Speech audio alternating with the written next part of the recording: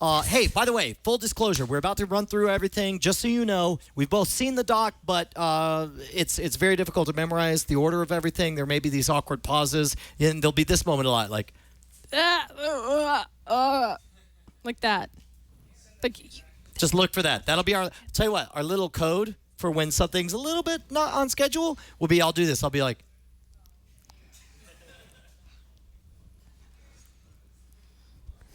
Like that.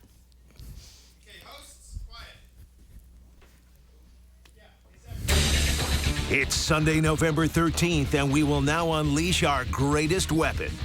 Veronica attempts to defend her precious Panda World of Warcraft expansion against an onslaught of internet hellfire. We'll let you know which of us cried like Justin Bieber's illegitimate child while playing Uncharted 3. Plus, a game you've never heard of that you'll love more than your parents. Imagine being able to call down all your mobile gaming information like bolts of lightning onto any platform you desire. Who controls such magic? Zeus himself? Nay, it's Mark Burstiner from FTW. Now, it's time to hit the start button on Game On.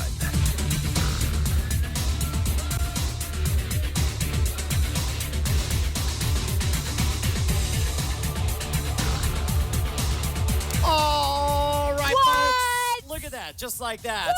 Smooth like butter. Hey, folks. Welcome to Game On. I'm Brian Brushwood. And I'm Veronica Belmont. And this is the beta preview of our brand new show. It's the best video game show of all time.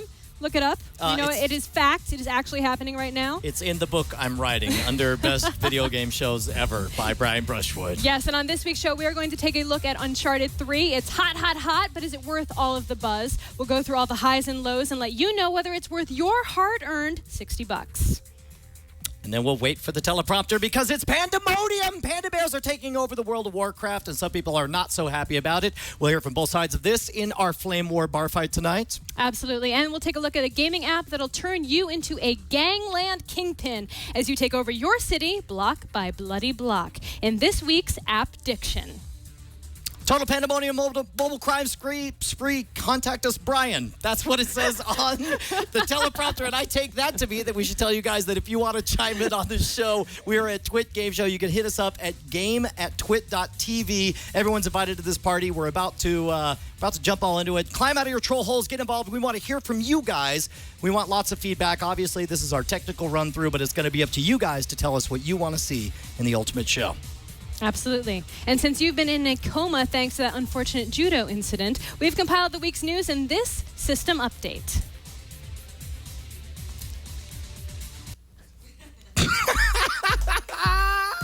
Yes, smooth like butter. Omnipresent commercials featuring a creepily skinny Jonah Hill did nothing to deter people from snapping up Modern Warfare 3.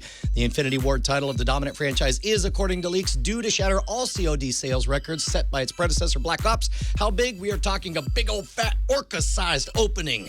Game analyst Michael Patcher estimates $1.1 billion in the first 6 weeks. As for the game, most critics are calling it the best of the franchise, despite being built on an old engine. Nintendo has repeatedly said that the Wii would only be able to support one of their fancy new Wii U tablet controllers at a time. Now, a new report says Nintendo wears liar pants and a fibber's bib. Developers of the unreleased tech have now set their sights on supporting up to 2. Details are still in flux, but keep your fingers crossed. A beta for Mass Effect 3 was accidentally leaked to Xbox Live this week. Folks who signed up to test the fall Xbox Live dashboard update got access to the unfinished demo. So what did the lucky scamps get a peek at? 3 different modes, codenamed Action Mode, Story Mode, and RPG Mode for one, along with a treasure trove of little spoilers that have since been lovingly cataloged on forums across the internet. BioWare has since released a statement on the leak pleading for players to understand the code that they saw was rough and unpolished. Mass Effect 3 will be released on March 6, 2012, unless some random dude accidentally releases it early or something. Like that would ever happen again.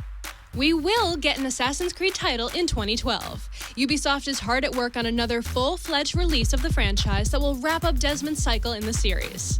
Since the plot revolves around a scheme to end the world in December 2012, the powers that be determined that it would be a real jerk-ass move to release the game after that.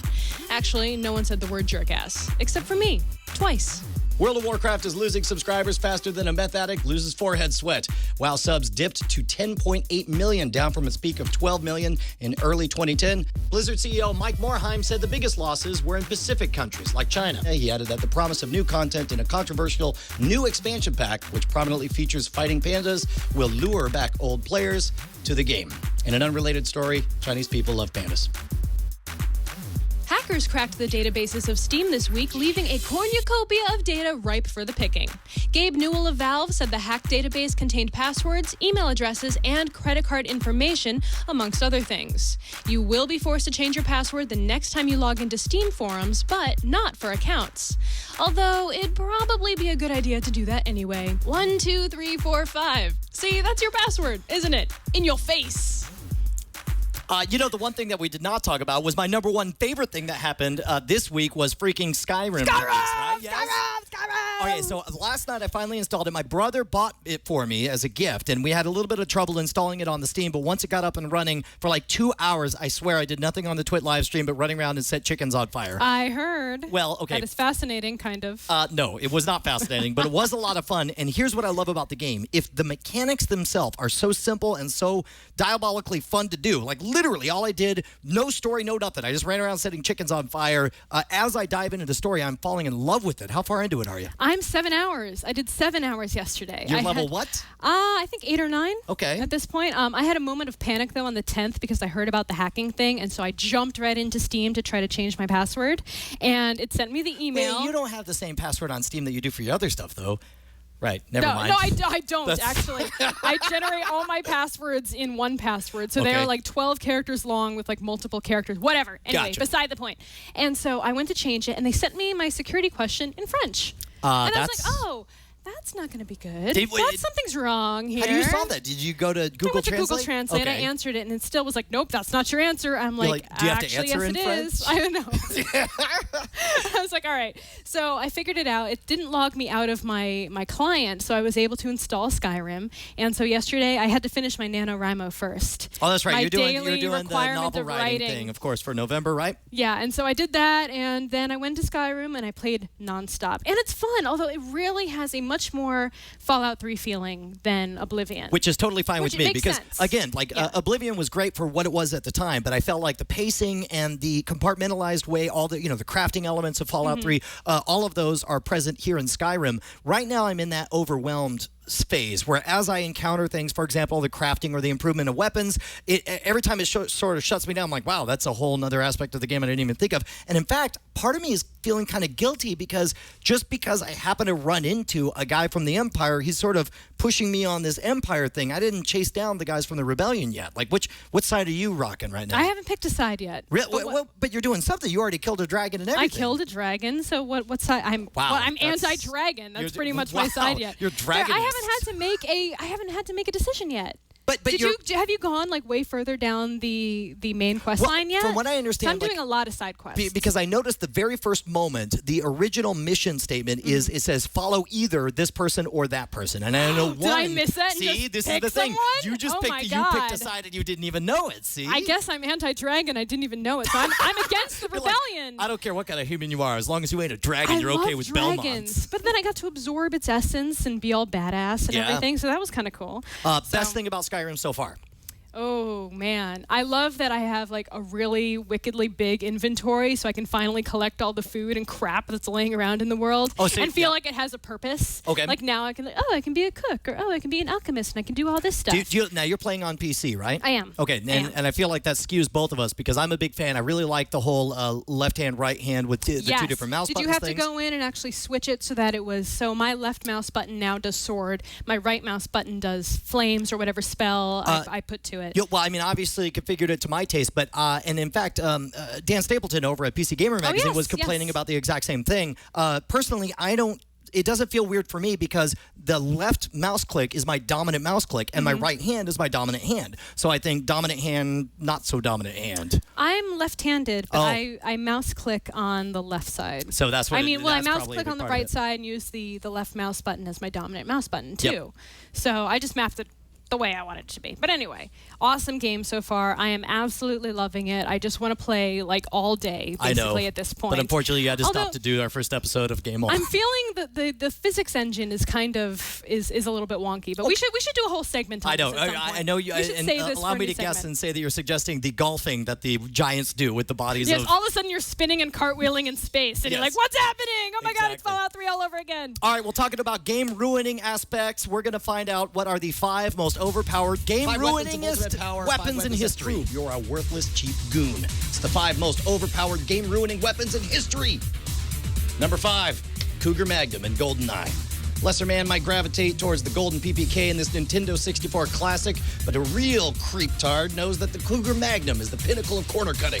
Although it's not an instant kill like its gilded counterpoint, it does have the distinct advantage of phasing bullets through the freaking walls like it was Kitty Pryde. If you love this gun, raise your hand. You disgust me. If a gun that encourages random shots through the walls is an effective kill strategy is number 5, you know this list is good. Number 4, the Farsight and From Perfect Dark.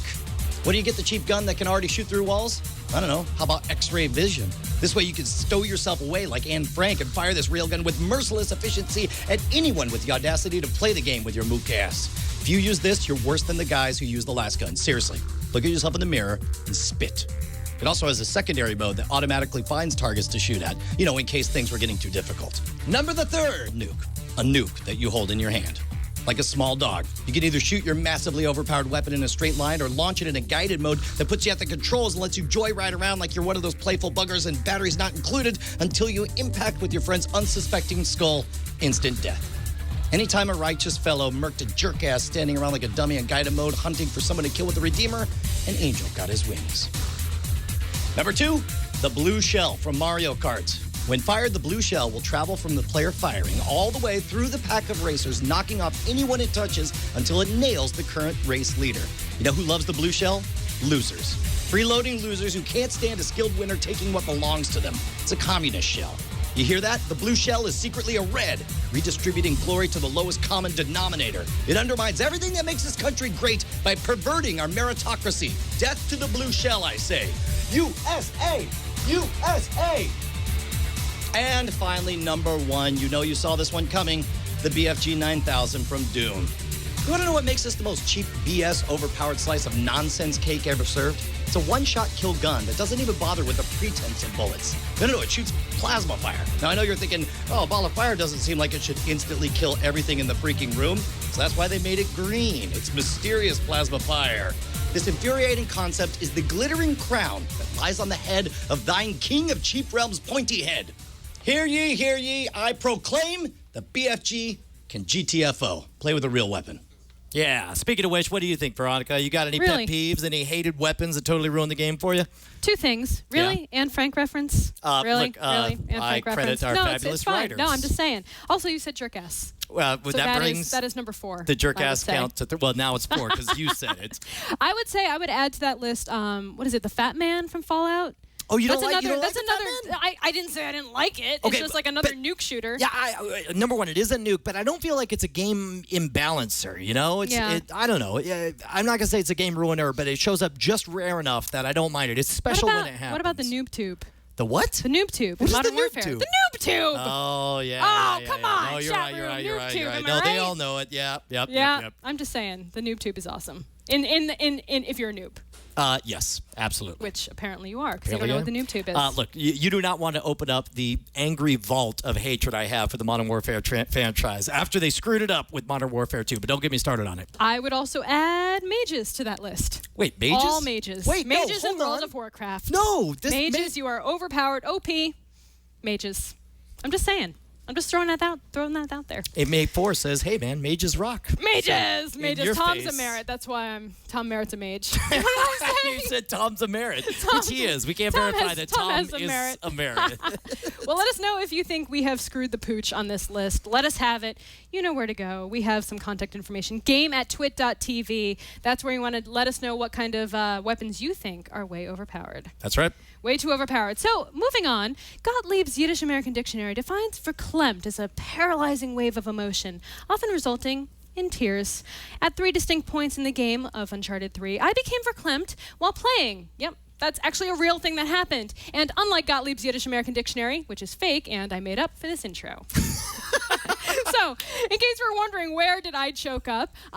Yeah, and how embarrassing was it actually? Thanks to the magic of dramatic reenactments, you'll find out. But let's talk about the game. Oh, and spoiler alert, by the way, if you haven't played, there are some minor plot point discussion going on here. So, I wanted to get into the first fact that it was relatively bug-free as I was playing. I found that until the very, very end, I started getting stuck in walls. Okay. And I didn't expect that to happen at all. Now, did you get choked up at Uncharted 2, or is this a new thing for Uncharted 3? I think they really took it up to the next level for Uncharted 3. So they cry-fest. There were emotional moments in Uncharted 2 for sure, but Uncharted 3 really kind of went that more personal route. Okay. The only bugs that really bothered me, though, were those horrifying bugs that came out of the darkness. Now, I know you didn't play this game yet, which is driving me freaking crazy. Where did these bugs come from? They never explained it. They never said where the bugs come. They never explained why they were scared of the light. They just come out, they eat your face off, the end, basically. So that was terrifying. And then soon after followed a very tender moment when Drake sought comfort from Elena after a very, very bad day. Verklempt. Let's see the video clip. You're really gonna do all this on your own, huh? For Sully? Yeah. That was minor verklemptness. That was verklempt. That was minor. You had the vapors. I wasn't crying yet. I was just feeling like, kind of emotional. Another thing I was a little bit confused about, though, was a jar of hallucinogenic crap. What was the crap in there? Why was it hallucinogenic? Where did it come from? They never explained that. They just said, oh, it's at the bottom of this lake. Let's pull it out and use it for evil. But I don't know where it came from. That drove me crazy. Another thing I did like, though, was the voice acting. The voice acting in this game is the best I have ever heard in any video game. And that counts the video game I actually voice acted in. Whoa! Holy so cow! I was not the best. This is pro stuff. Putting right it ahead of yourself. All right. Oh, yeah. And the acting overall was 10 out of 10. Like, this group of actors has been working on this series for a really, really long time now. They know what their characters would do in certain situations. I know that Amy Hennig actually would let them just kind of go off on certain tangents and be like, these people know their characters better than I do at this point. And I'm the writer. I'm the director. I'm just going to let them act out these moments and feel what they really should be feeling right now. And then they worked that into the game. That's amazing. So that was awesome. And so speaking of tens, that's where I was on the verklempt scale when a bullet dramatically changed things for one of our main characters. Or did it? Chat the clip.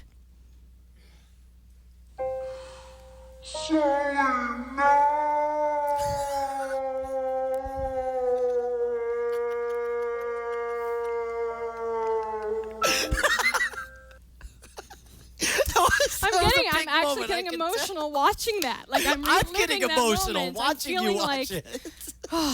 Feeling very sensitive right now. I'm feeling a little bit fragile.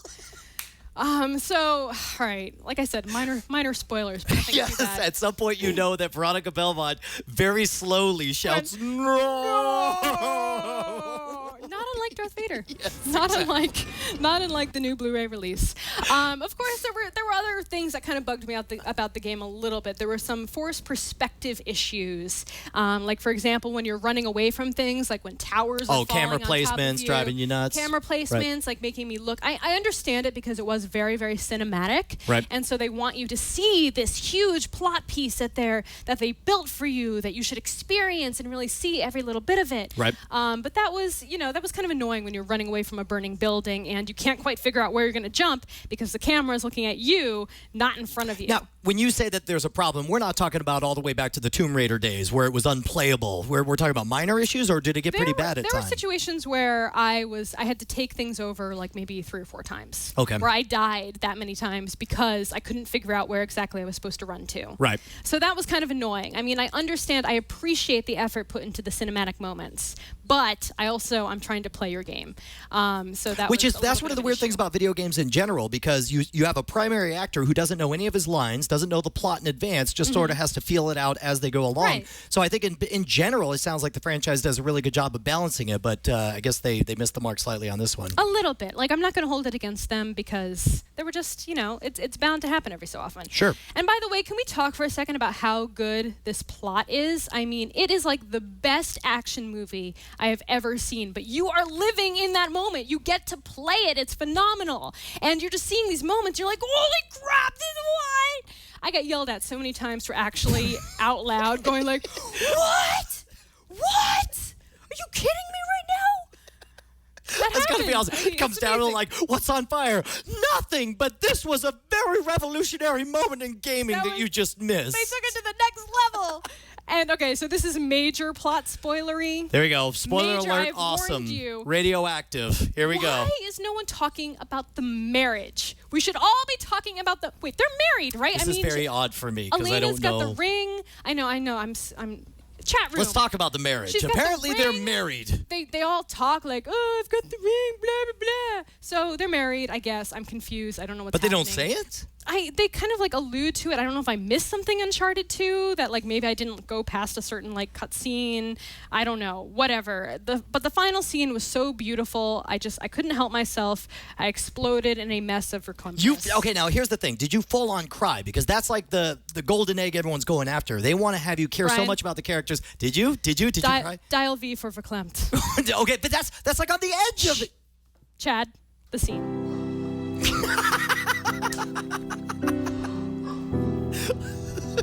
Boogies.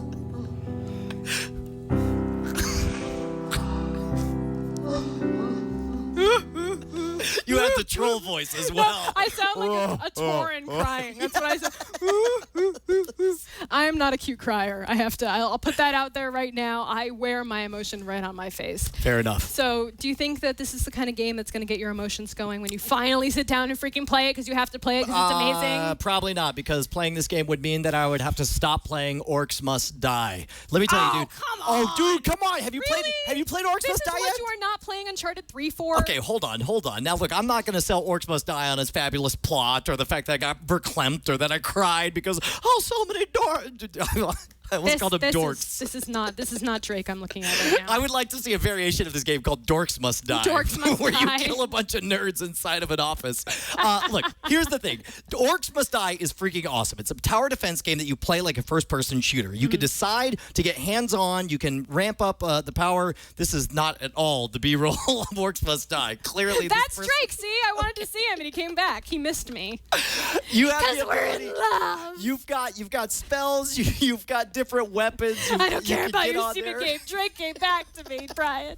You can get You don't hands-on understand. with a melee weapon and start slaying all the orcs. And then once you earn enough money, you can start building these elaborate Rube Goldberg-type traps. Okay. But the thing that really sold me on Orcs Must Die is the fact that it's got a really great sense of humor. If you like Bruce Campbell, if you think that the whole Army of Darkness attitude, it's freaking fantastic. I was laughing the whole time. It's very, very satisfying to slay the orcs and the ogres and all the other miscellaneous creatures. Highly, highly recommend it. Super. In fact, I'm already almost done playing through the entire game again, getting every single level, getting to 5 skulls, and watching the leaderboards. I can't recommend it enough. Highly addictive. A lot of fun. This is PC?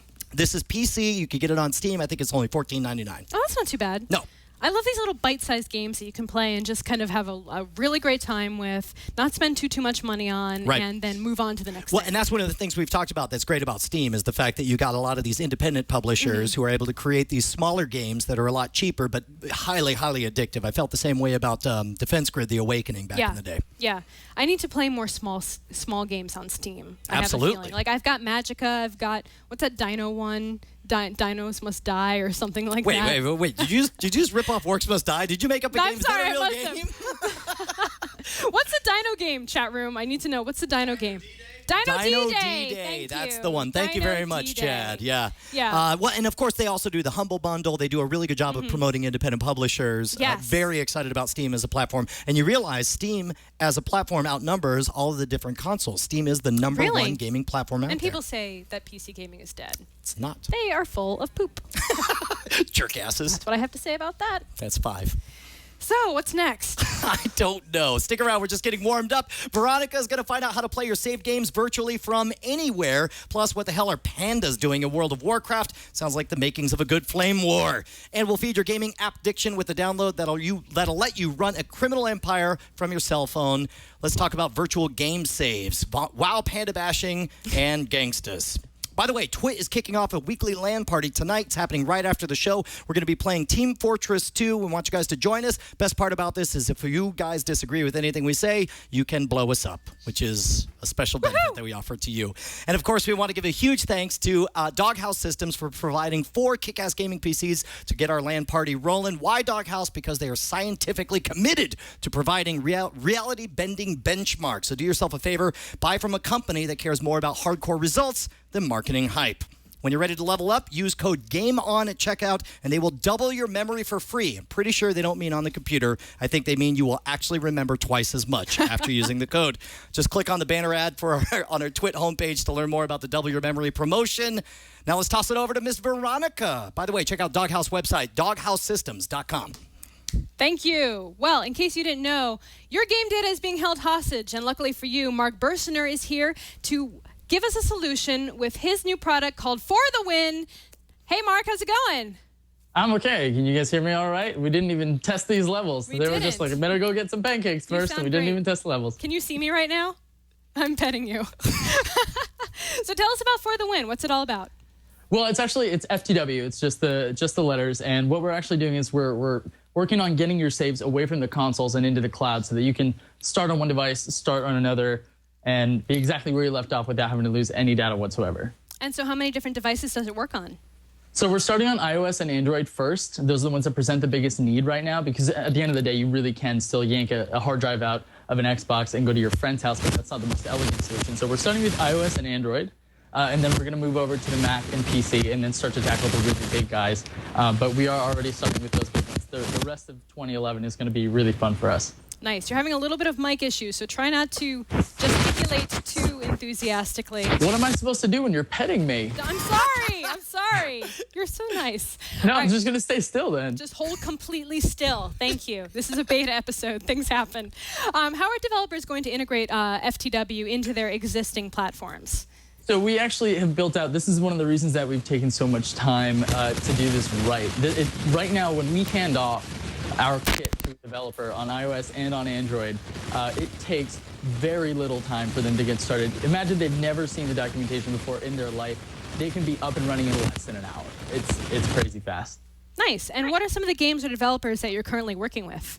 So we're working with a couple of guys. I don't really want to blow up their spots, but you can definitely find a couple of them in the iTunes store right now if you go to the featured, like on an iPad. There are a couple of musical games that you've probably played before. And a lot of guys on Android, too. Some of the smaller titles. Unfortunately, a lot of the titles on Android are knockoffs of iOS titles. But we're really, really excited. And what we want you guys to do is sign up for the beta now so that we can get you in and get those developers aware of what we're doing so we can get them involved and make the process as seamless and as awesome for them as possible. I signed up for the beta. I didn't get my invite, Mark. Yeah, I know. That's going to be personal. I'm actually handcrafting your invite. That's actually going to have calligraphy and everything. That's why that's taking a little bit longer than normal. I see how it goes. So startup life is pretty busy. I know you must be crazy working on this stuff all the time. Do you actually have any free time to play video games? So believe it or not, that is one of the things that I, don't feel as guilty about doing because it's technically research, and B, I know how that goes. Yep. I have to, right? It's tough, but you have to do it. Life. I do every once in a while find a game that I just cannot put down, and I literally played Arkham City straight through as fast as I could. It is phenomenal. Nice. That's on my list. I've still got a few more games to get through first, but now that I finished Uncharted 3 and I'm working my way through Skyrim, I figure I only have 300 more hours of Skyrim left before I can move on to the next game. So couple days, I don't know, are there even 300 hours? No big deal. I only have like 350 Riddler trophies left. It's no biggie. There you go. So where can people get their hands on FTW? So if you go to getftw.com right now, you can sign up for the beta. And the best thing that you can possibly do while you're there is, in addition to signing up, is if you go up to the top, there's a link that says Evangelize. And what you can do there is we've pre-populated some emails to send to developers to get them aware of what we're actually doing. And for each and every single developer that you email, if you will also email gameon@getftw.com, CC me. You guys will get a free month of FTW Pro once we actually do launch that stuff. And I'm really excited to get more developers on board. Sweet. Well, thank you so much, Mark. And we encourage everyone to FTW or DIAF. Wow, that's a little harsh, but yeah, me too. Physically die in a fire. If Die you're in a not fire! good at FTW. Support indie startups and game developers. Absolutely. Over there, back to you, Brian. Hey, man, good to see you again, Mark. Hey, guys, I don't know if you know this. Guess what? The internet is a cruel, dark alley jostling with faceless marauders armed with razor-sharp, vile insults designed to stab the patient, and insecure, intelligent discussion bleeds out there on the digital concrete. I have no idea what that means. And there is a downside, too. Tonight, I will face the gates of hell as I dare you to defend an unpopular position. Yes! Veronica will explain her love for the upcoming Panda expansion of World of Warcraft in tonight's Flame War.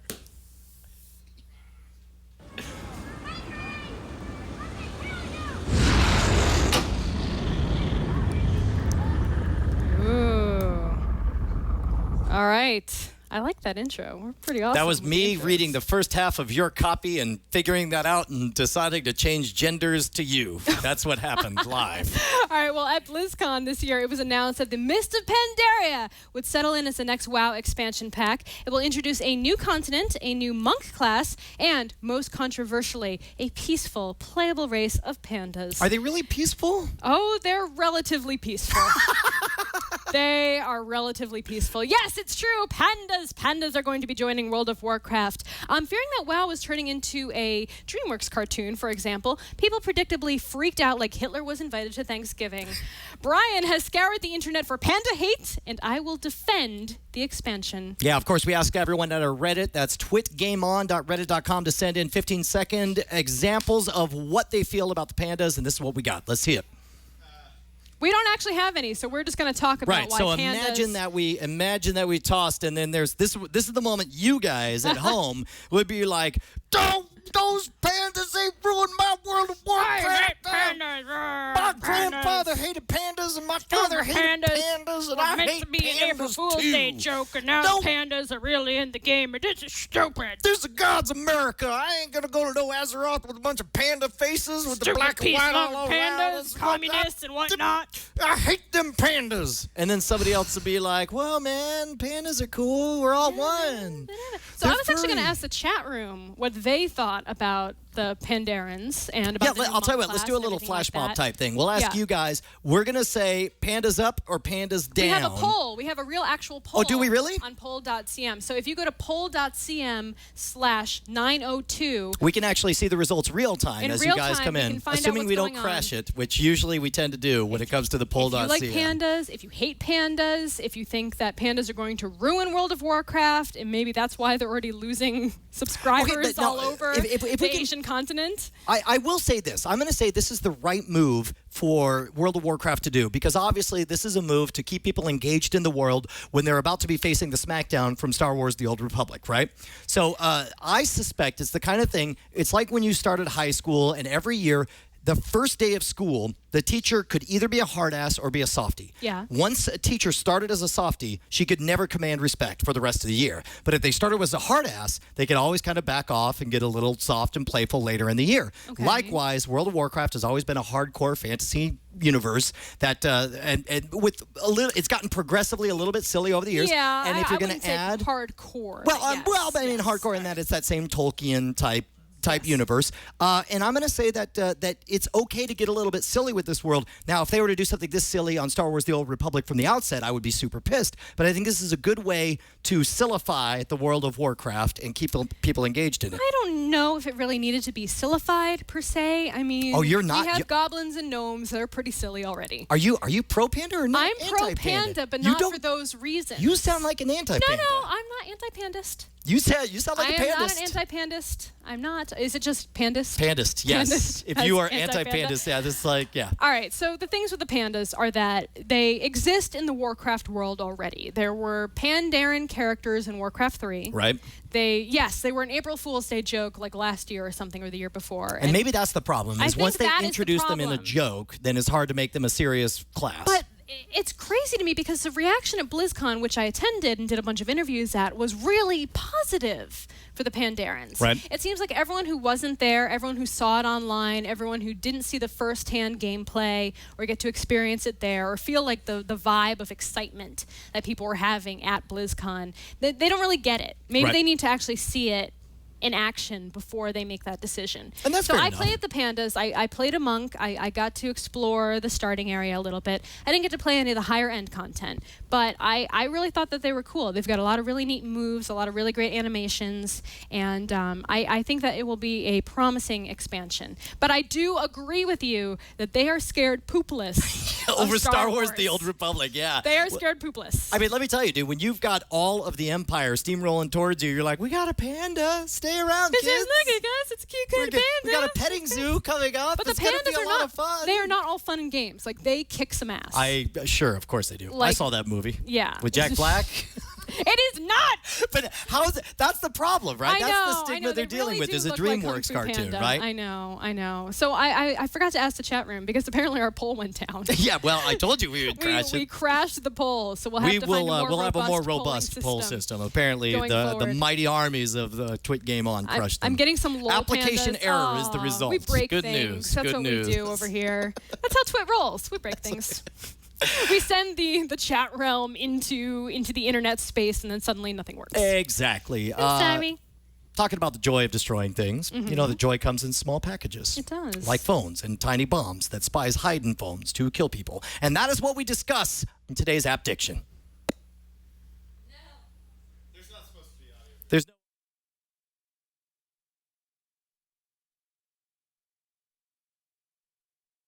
You're sitting at the Coffee Bean. They mixed up your order for the 20th time, and all of a sudden you're overwhelmed with the firm conviction that the smug hussy behind the counter needs a good pistol whipping. Bad news is, unless you're the son of a Saudi oil family or can convince the authorities it was some kind of a performance art exhibition, that's illegal. The good news is, if you have an Android phone, you can play Life is Crime. It's a real-world criminal RPG that allows you to take over digital versions of real-world locations. You know, like the Coffee Bean next to work. And if Brenda behind the counter has anything to say about it, you could digitally have her put in the hospital in no time. Because in Life is Crime, that's how you expand your empire of nefarious criminal activities. Battle with your friends for supremacy of your actual city by gambling, stealing, and harassing them at all your favorite hangouts. Work, school, delis, synagogues, old cruise ships retrofitted into stationary hotels. The possibilities are endless. If you're in Baltimore, you could consider it a safe and fun reenactment of The Wire. Life is Crime is available on the Android and Amazon app stores for the little price of free. For Nice the record, fingernails. I do not have black painted fingernails. That was the lovely and talented Eileen Rivera from All About Android. And there was proof. You could see her little username up the corner of the app. Yeah, so there that was definitely there was not Brian. proof. Although so I think you that's could not rock that me. look. Yes, you know what? I will rock that look next time. Really? Premiere episode, sure. Pinky swear? No, I will not pinky swear. Oh, to that. come I respect the on. pinky too much to Come pinky swear on. on this. You know what? I will pinky swear that at some point I will rock the black fingernails on the show. So okay, all right. Pinky There you swear. go. Okay. Done and done. All right. Well, that was interesting. That game looks pretty fun, actually. No, it does look a lot of fun. And what I love about it is the idea that there's real life locations. Mm-hmm. They're able to evolve this complete fantasy of, being a destructive criminal and, tear stuff up in your real world. Yeah. Virtually. So we had the poll. Can we bring up the poll again, Chad? Yeah, we got the results right over We here. didn't completely crash. Pro Panda, booyah, bitches. What? Pandas are awesome. What's the final percentage there, Chad? 54% pro panda. 54.5% are pro panda. Wow. All right. Well, fine. panda. Maybe. Hey, it doesn't matter. I'm going to be pro Jedi. I'm going to sit around and watch pandas. Yeah, you're I'm- going to I'm- be a Jedi like every single other. Actually, no, I'm Old not. That, Republic to be player honest, on that's the actually the planet. one thing I'm not going to be. I'm either going to be a bounty hunter or a smuggler or a If you say one so. of those guys. The guys who do this. Kind of like me in the intro. Yes, I'm going to be Veronica Belmont in Star Wars: The Old Republic. Nice. So there's a LAN party that is about to happen. You going to stick around for that? I might. It's You getting got to pretty play. late. What do you I'm play on pretty TF2? tired. I've only just started playing TF2. What? What? I've only just started. So you're saying tonight is the night for everybody All right. to totally pwn I know. one I will Veronica get Belmont. my little tushy pwned. Okay, well then we'll go. Look, you be a heavy. I'll back you up with the medic. My tushy. No, I'm a big Left 4 Dead player, so when we get Left 4 Dead on, I'm in. I played so much Left 4 Dead that when Left 4 Dead 2 came out, I still have not even finished Left 4 Dead 2 because I There's played just too many games. I had played Left 4 Dead 1 so much that I just couldn't get back into it. How are we going to play all these games? That's the biggest problem with this show is that now we have to do this for like our jobs. Oh, I'm sorry. I'm so sorry, Veronica. We have to play so many games. It's the worst, hardest job in the world. There's just too many awesome games. That's my problem. Okay, well, look. I'm a one game at a time kind of girl. That's fine how by I me. roll. Well, look, we're going to be playing our LAN party here, but we do want to give a big thanks to Doghouse System for providing the kick-ass gaming machines. And remember, Game On viewers get double the memory for free. Woohoo! Your actual memory. Check them out at doghousesystems.com. The Doghouse website is doghousesystems.com.